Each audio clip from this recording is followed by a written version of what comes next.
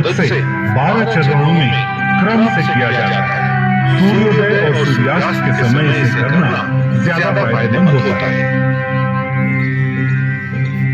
सबसे पहले आप अपने दोनों पैरों को आपस में जोड़ते हुए बिना कंधों को झुकाए सीधे खड़े हो जाएं। सुनिश्चित करें कि आपके हाथ शरीर के समीप हों और आपकी ठोड़ी जमीन से समानांतर रहे। अपने शरीर को दोनों पैरों पर समान रूप से संतुलित करें। इस स्थिति को समस्थिति कहा जाता है। पहले चरण को करने के लिए सांस लेते हुए अपने दोनों हाथों को आपस में जोड़ें और अपनी छाती के समीप नमस्कार मुद्रा में ले आएं। इसे प्रणाम आसन कहा जाता है। अब सांस छोड़ें। दूसरे चरण में धीरे धीरे सांस अंदर लेते हुए अपने शरीर को कमर से ऊपर की ओर खींचें और अपने दोनों हाथों को अपने सर के ऊपर ले जाते हुए अपने सर और कमर को पीछे की ओर झुकाएं। अपनी टांगें सीधी रखें। इस आसन को हस्तोत्तनासन कहा जाता है। अब तीसरे चरण के लिए धीरे धीरे सांस छोड़ते हुए अपने शरीर को आगे की ओर तब तक झुकाएं जब तक आपकी दोनों हथेलियां आपके पैरों के दोनों तरफ जमीन को छू न लें। ध्यान रखें कि नीचे झुकते समय आपकी भुजाएं और सर एक ही साथ में हो। इस आसन को पादहस्तासन कहा जाता है। चौथे चरण को करने के लिए एक गहरी सांस अंदर लें और अपने दाएं पैर को पीछे की ओर ले जाएं और अपने घुटने को जमीन पर सटाकर रखें।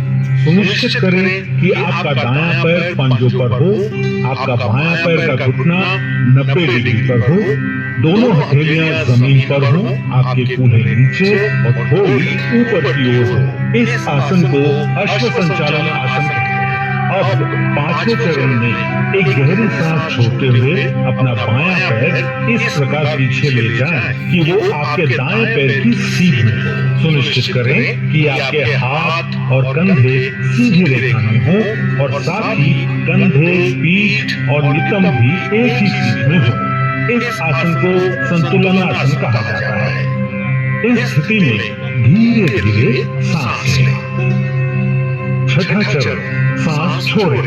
अब अपने दोनों घुटनों को एक साथ जमीन पर रखें और अपनी छाती और माथे को भी जमीन पर रखें। सुनिश्चित करें कि आपके कूल्हे ऊपर की ओर और आपकी कोहनी आपके शरीर के समीप हो। इस आसन को साष्टांग नमस्कार आसन कहा जाता है क्योंकि आपके शरीर के 8 अलग अलग अंग जैसे दोनों पांव के पंजे, दोनों घुटने, दोनों हथेलियां, छाती और माथा जमीन को छूते हैं। ध्यान रखें कि आपके शरीर का वजन 8 अंगों पर सामान्य रूप से वितरित हो।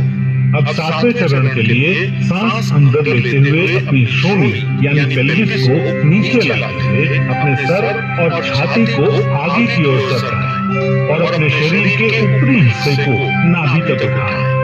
सुनिश्चित करें आपके पैरों के पंजे बाहर की ओर और टांगे सीधी हों। इस आसन को भुजंगासन कहा जाता है। 8वां चरण धीरे धीरे सांस छोड़ते हुए अपने पैरों के पंजों को अंदर की ओर मोड़ें और अपने कूल्हों को इतना ऊपर ले जाएं कि आपका शरीर एक पर्वत का आकार ले ले। सुनिश्चित करें आपकी दोनों टांगें सीधी, हथेलियां जमीन पर हों और आपका सर भुजाओं के बीच हो। प्रयास करें कि आपकी एड़ियां जमीन को छू सके। इस आसन को पर्वतासन कहा जाता है।